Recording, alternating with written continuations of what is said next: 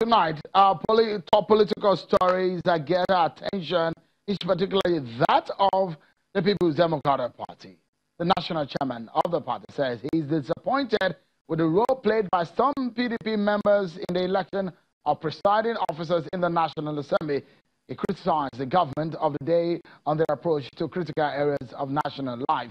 And ahead of the governorship elections coming up in Kogi and Bayelsa State in November, the leadership of the People's Democratic Party has effected an upward review of the cost of expression of interest forms for governorship aspirants from 5 million naira to 20 million naira. That is 15 million naira increase. The decision to increase the cost of nomination form was part of the resolutions reached at the party's 86th emergency meeting held in the nation's capital, Abuja. The party says proceeds from the sales of forms to aspirants will help the party cover the cost of conducting free and fair primaries for aspirants. The PDP adds that it has set up an investigation panel to probe what happened at the National Assembly leadership elections, where some members of the party were allegedly voting against the party's preferred candidate. Meanwhile, the matter of who becomes the next minority leader in the House of Representatives is causing some ripples. We understand that the caucus of the People's Democratic Party in the House of Representatives nominated two major candidates but could not agree and has asked the NWC to decide. Now, the minority leader will be the voice and leader of the opposition parties in the House of Representatives, but it appears some of the members of the caucus may have settled on Kingsley Chinda, and some also are rooting for Ndudi Elumelu. Chinda is from Rivers State, Elumelu from Delta State. On the position of the minority leader in the House, according to different sources who spoke with our correspondent, the lawmaker was nominated, at least Chinda, and supported by a majority of the lawmakers who met with national officials of the party on Thursday. Even though the PDP is just one of the 9 minority parties in the House of Representatives, it has the highest number of members and is expected to produce most of the minority principal officers. Other members being considered for other leadership positions include former Deputy Minority Leader Honorable Chukwuka Onyema, and also Honorable Chajide Yusuf, Honorable Ben La, Honorable Muraina Ajibola, and Honorable Sylvester Ogbaga. The party is expected to consider and communicate its choices to the leadership of the House through an official letter. We already know who perhaps emerged as the Senate minority leader, who is from Abia State. Now, let's get talking on this one. So many issues. The PDP is accusing some of these members of working against the party. Don't forget that the People's Democratic Party, the caucus that they had told its members that they can vote anyone they want, they can work with anyone they like.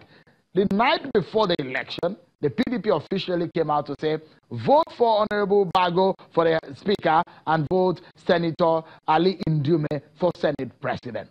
Well, these people that I mentioned are of the ruling APC. Let's get talking, everyone.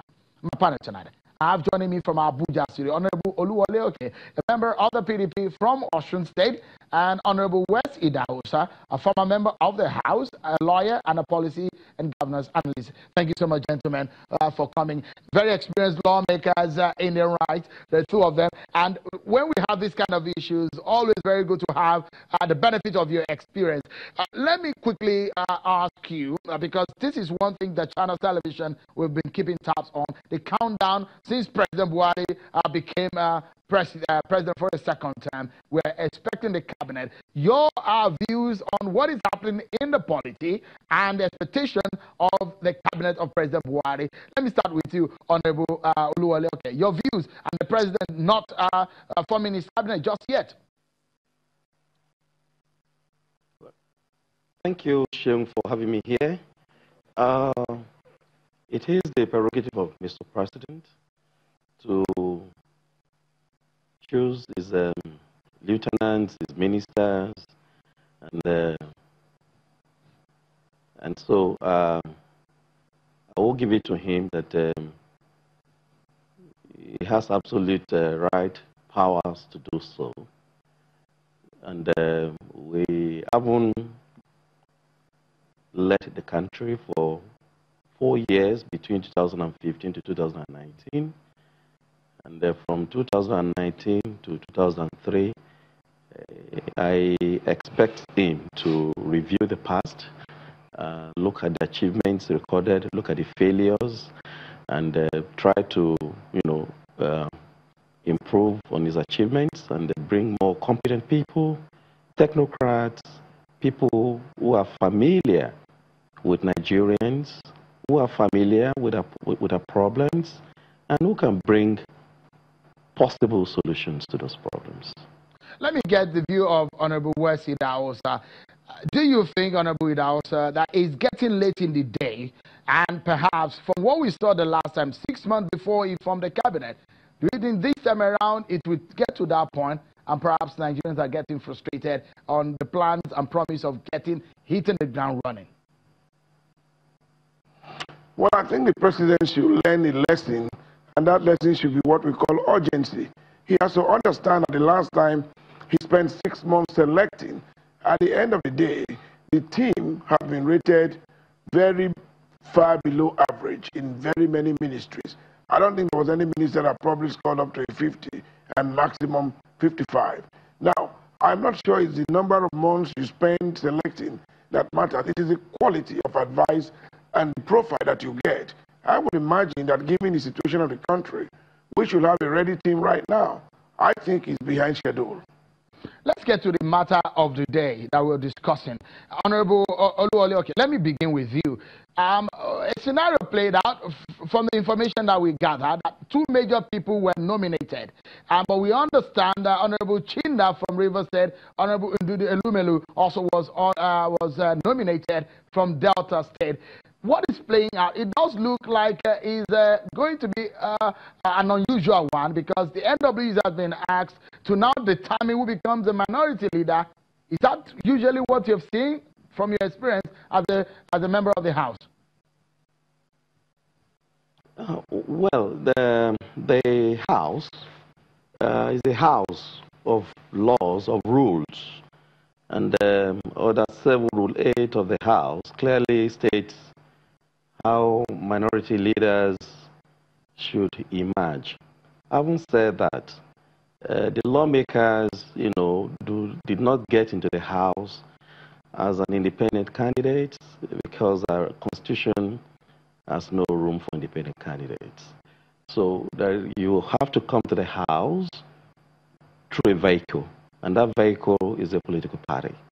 And so the political party, as a matter of convention practices, meet to to talk, to decide, to dialogue, towards presenting competent, leaders to the House. What is happening, because the politics that we hear now is creeping around all of our politics and political parties, is a lot of the members in your party are already accusing the national chairman that you have a national chairman from Rivers State and you have a minority leader being nominated, Honorable Chinda, also from Rivers State, and the fact that should the NWC be determining who emerges, the minority leader or the caucus of the party, will submit the name to the leadership of the party. In politics, we politicians, we have ways of canvassing arguments in our favor when we want to achieve a particular set goal. The fact that our national chairman is from Rivers State does not mean that if you have a competent member from Rivers State, that we shouldn't have such a member to lead the minority caucus of the House, right? In this case, I think merit, competence, capacity, knowledge of the law and the rules of the House, and ability to lead debates on the floor of the House will be the factors that will be placing ahead of other considerations. Other arguments, in my opinion, are petty. So we will be looking at capacity and competence of who will be our leader in the House. And don't also forget that we have other parties. We're 148 members of the opposition in the House. So you have ABGA, you have ADC, Labour Party, you have the APM, you know, and SDP as well. So, and AA, we have two AA members from Imo State. So I'm sure we'll put our heads together to provide a leader that will lead the opposition effectively. Let me get a 30-second view of Honorable West Idahosa, which will lead us into break, and we continue after the break. But Honorable West Idahosa, your quick intervention, just in 30 seconds quickly. What is playing out in the PDP? And because you look at it, a party that is not in power, of course, has the minority leader of the Senate, the minority leader of the House. Those are top positions nationally. But the national chairman, do you think that you need to align the regional spread in that sense? Does it matter? Well, it will matter. The kind of politics we play in our country now is the politics of regional balance. It's important to do that. If you want to go by merit, you've had a speaker there. Once you lose the majority, he should become the minority leader. That's the standard practice in major caucus movements. But if we are not going by that, let's go for regional balance. All the regions have people who are competent. I think that would be the way to go. Honorable Wole Oke, it's very important, and perhaps you didn't quite clarify this to Nigerians. From your experience, if you quickly can clarify to us, from your experience, who determines? Because we understand that the caucus could not determine when they started nominating, and the NWC is now wanting to determine for the party who becomes a minority leader. Who does the determination of who becomes a minority leader? Is it incumbent on the caucus or the NWC? Well, like I observed earlier, that Order 7, Rule 8, clearly stipulates how our minority leaders should emerge. And I did say that we didn't just find ourselves in the parliament. There's no provision for independent candidates in our constitution. So we came through a vehicle, and that vehicle are various political parties. And I did say that it's conventional, and that is a practice that we meet at our political parties' levels to judge, to dialogue, to look at all the potential candidates and agree, you know, to whom we should present to lead us in the parliament.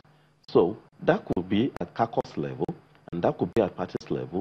But what is important here is that there should be a consensus at the end. There should be a meeting of the minds on whom we all agree, you know, to be loyal to lead us in the parliament. Let me quickly put you right on the spot there, Honorable Wole Oke. The big question is that the last time in 2015, your party strategized and worked with Senator Saraki and Honorable Yakubu Dogara, and they supported, and those two emerged as against the will of the APC at the time. But your party is not happy this time around because its will and its determination and strategy did not work out. It does look like your party lost the strategy, isn't it? Or what really happened? Yes, this time around, I quite agree with you that in 2015, we were able to outsmart the APC, and then we produced a speaker for them. But this time around, I think APC was a bit smarter than us because the candidates, you know, one of the candidates went all out and worked harder than he did in 2015, and he was able to win so many souls. And aside that, you know, we all have our local politics, a lot of factors come into play, you know, so at the end of the day, he was able to win so many souls to his side. And before a party could come up with a position on who we should support, I want to submit that in my opinion, that it was very, very late. Because I mean, quickly, before I go to Honorable West Idahosa, did some of your colleagues, did they get money to vote? Was there any kind of vote buying? Did you witness it? There's nothing like that. We are very matured people. And I don't think we came into the parliament in penury. Oh, but honorable, you did see some of the videos flying around where people are taking pictures, and they did say similar to what happened on the outside, where people take pictures in the manner of vote buy to show and collect money. Is that what played out? It's not true. In 2015, I voted for Speaker Yakubu Dogara, and there were a lot of arguments where I stood, whom I voted for, and thank God I took a picture, I took a snap, and I still have it on my phone of whom I voted for. So it's my right, you know. That ballot paper was mine, so it's not new. Okay. It's not new at all. All right, let me allow Honorable West Idahosa to come in here. Honorable West Idahosa, give us the benefit of your experience. What happened this time around? The PDP is not happy. They told their members to do one thing, and some of the members did another thing. Does this serve the party right on what has happened in the past, or what could have gone wrong in that sense? Well, I think that first the decision came too late. I mean, the decision to back certain candidates came too late. Secondly, I don't even think that was the right strategy. You can't do the same thing over and over again and expect that the other side will not outmatch you. I think that what they ought to have done this time was to have fielded candidates of their own political party. They ought to have done so. Not to do so was a mistake. And then above all, if they had done that, the issue of minority leadership would not be a problem today, because the candidate they would have fielded and who would have lost that, if any, would have been the minority leader of the House. That's number one. The other point is, I don't agree that at this level, the members of the National Assembly should be snapping their ballot shots. Who are they snapping it for? And what is the purpose? Particularly because we are fighting in the general elections. We are trying to fight against snapping of votes because it is part of the strategy to buy votes. So we don't want that encouraged at this level. And we hope that that doesn't happen again. People should be able to vote their conscience and stand by their conscience. He doesn't owe anyone any obligation about who he voted for, as long as he's sure that he's doing the right thing. And significantly, I think the PDP should learn to be a bit proactive. They don't have to wait till the last minute to try to whip their party membership into line. And finally, let me say that it also borders on the discipline of the kind of member that they have. They have to be more proactive with disciplinary measures so that they can get their members to believe in the supremacy of the party. Not just that they are members of the party, but that the party is supreme. Let's close at this moment, but let me get your final thoughts in 30 seconds. The party increased the nomination form for governorship election from 5 million to 20 million. Does that make sense? Is that right? In 30 seconds. Well, that's monetization of the highest order. I mean, we should be moving away now from monetary politics to the politics of ideology. It is very surprising that while the world is talking about ideological positions, we are still talking about money. Money is not everything. It's just part of the society. Ideas come before money.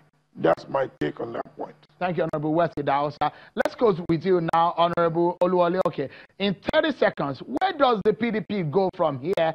Is he dwindling in terms of his impression or his impact or his influence in the House, in the National Assembly? In 30 seconds. Well, the PDP as a party will continue to wax very strong and stronger in the parliament because we have put the election of the principal officers behind us.